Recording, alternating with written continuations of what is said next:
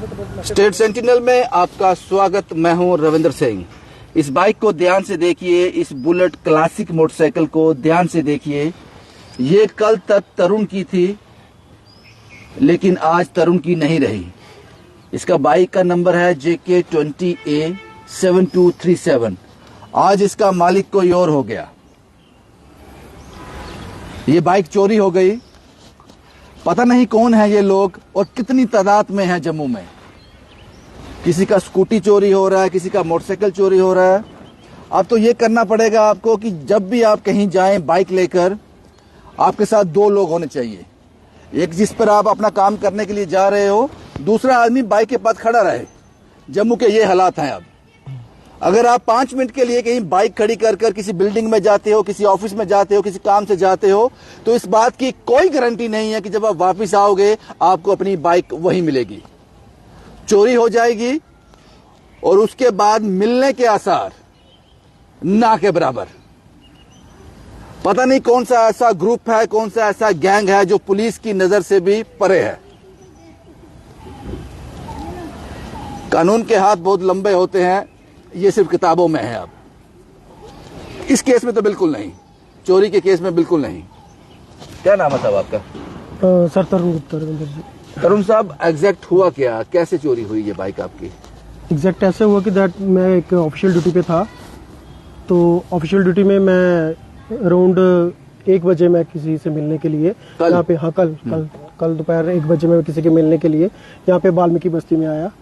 डेलीगेसी restaurant के साथ में कर रहे हैं। तो हुआ क्या कि मेरे साथ एक और मेरा कुलीग था, तो हमने वहाँ पे बाइक पार्क की बाहर ही साइड में। तो साइड में ही थी, तो मैंने लॉक किया बाइक और उसके बाद हम ऊपर चले गए मिलने के लिए क्लाइंट से। जैसे हम ऊपर गए तो उसके बाद क्लाइंट को आने में भी थोड़ा टाइम लग गया। क्लाइंट आया तो उसने मुझे स्पेशली बोला कि तरुण भैया आपकी बाइक लगी थी, मैंने उसके आगे गाड़ी पार्क कर दी है। मैं कहा चलो ठीक है। तो 15-20 मिनट के बाद अराउंड 2:30 हम वहां से निकले।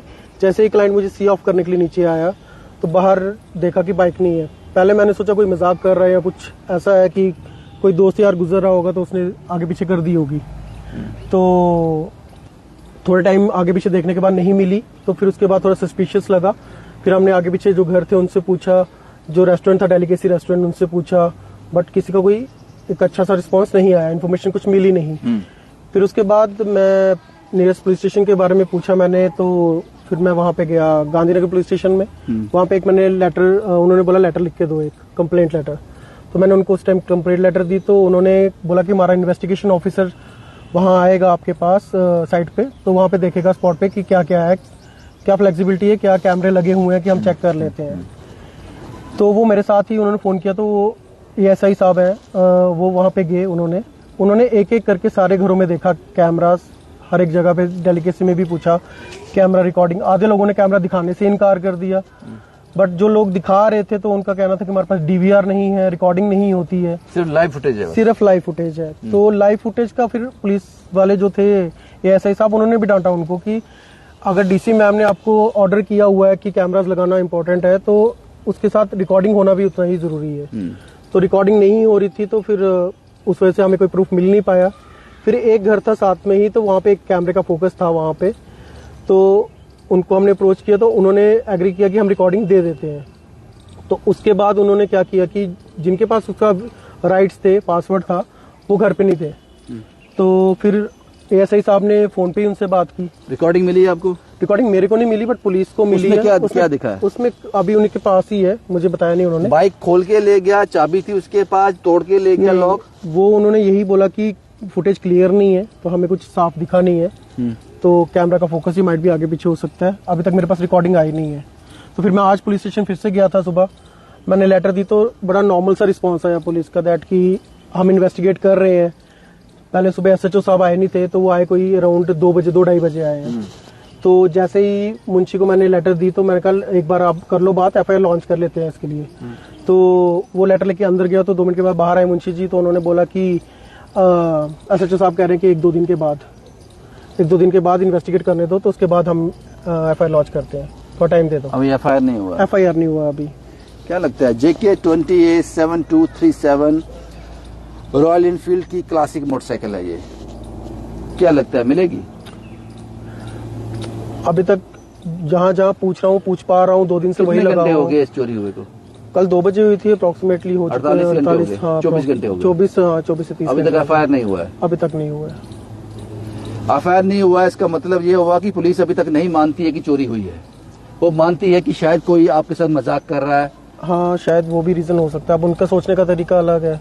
तो अब वही है, मेरा यही है कि दैट कंप्लेंट इन्वेस्टिगेट अच्छे से हो जाता, तो अगर लेट करेंगे तो लेट में बाइक आगे और पीछे क्या भी हो कहा सकती उन्होंने? है। आपने पूछा कि मेरे क्या कर रहे हो, कुछ कहा उन्होंने कि मिल सकती है नहीं मिल सकती? हाँ, उन्होंने ये चीज बोली है कि मिलने में अब वही है कि किस्मत पे है, किस्मत पे है, किस्मत पे है। किस्मत पे है, किस्मत पे मिलेगी तो किस्मत पे है। किस्मत पे है।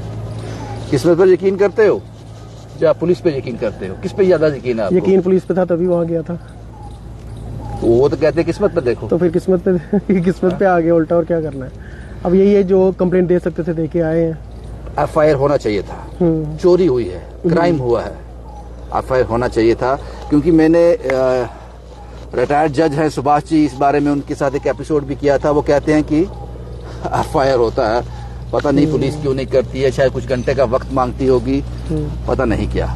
लेकिन ये समझना बड़ा मुश्किल है कि कौन है वो लोग, करते क्या है। चोरी करने के बाद स्क्रैप बना देते हैं, सब कुछ चेंज कर देते हैं, पार्ट्स में बेचते हैं, कलर चेंज करते हैं। कौन से गोडाउन है इनके पास जो पुलिस के हाथ आता ही नहीं कुछ।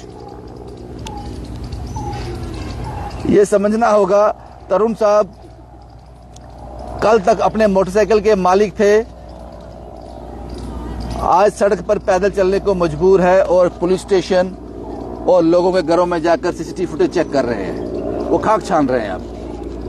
और ये भी कहा गया इनसे कि अगर तो जम्मू में होगी। क्या कहा गया? अगर जम्मू में होगी तो मिल जाएगी, अगर जम्मू से पार लखनपुर के पार चली गई होगी तो मुश्किल है, फिर नहीं मिलती। ये कौन कहता है? ये अब जहाँ पे कंप्लेंट करने गया था वो बोल रहे थे, पुलिस वाले कहते हैं। तरुण साहब आप घबरा के क्यों बोल रहे हो? नहीं, सच बोलने के लिए घबराना नहीं चाहिए। मैं सच ही बोल सच बोलने के लिए घबराना नहीं चाहिए। लखनपुर से पार कैसे चली गई? क्योंकि 1 बजे, ये कितने बजे चोरी हुआ? ये चोरी हुआ है 2 बजे, 2 से 2:15 के बीच में, जो फुटेज में आया है। हाँ। तो आपने रिपोर्ट कितने बजे किया? रिपोर्ट में 3 बजे तक। आधे घंटे में लखनपुर पार नहीं हो सकता। उसी वक्त जब आपके पास कंप्लेन आता है, उसी वक्त उन सभी चेक पॉइंट्स को अलर्ट कर दिया जाए। शायद कुछ ढीलापन, कुछ सुस्ती, कुछ किस्मत में होगा तो मिल जाएगा।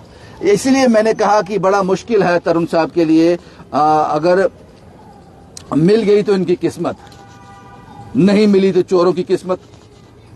खबर यही है कि एक और मोटरसाइकिल चोरी हो गया। और जब भी आप, मैं जम्मू की बात कर रहा हूं, जब भी आप घर से बाहर जाएं बाइक पर, या तो वही 15-18 हजार रुपए की, 5-7 हजार रुपए की कबाड़ लेकर चलें।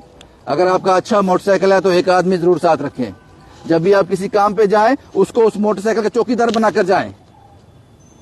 उससे मैसेज ये जाएगा कि हमें भरोसा नहीं है कितने चोर घूम रहे हैं, किस शक्ल में घूम रहे हैं, और अगर चोरी हो गई तो मिलेगी नहीं, फिर किस्मत पर है, ऐसा पुलिस कहती है। उम्मीद करते हैं आपकी मोटरसाइकिल मिल जाए। Thank you. JK20A 7237। Shubham Kumar के साथ Ravindra Singh, the state sentinel के लिए।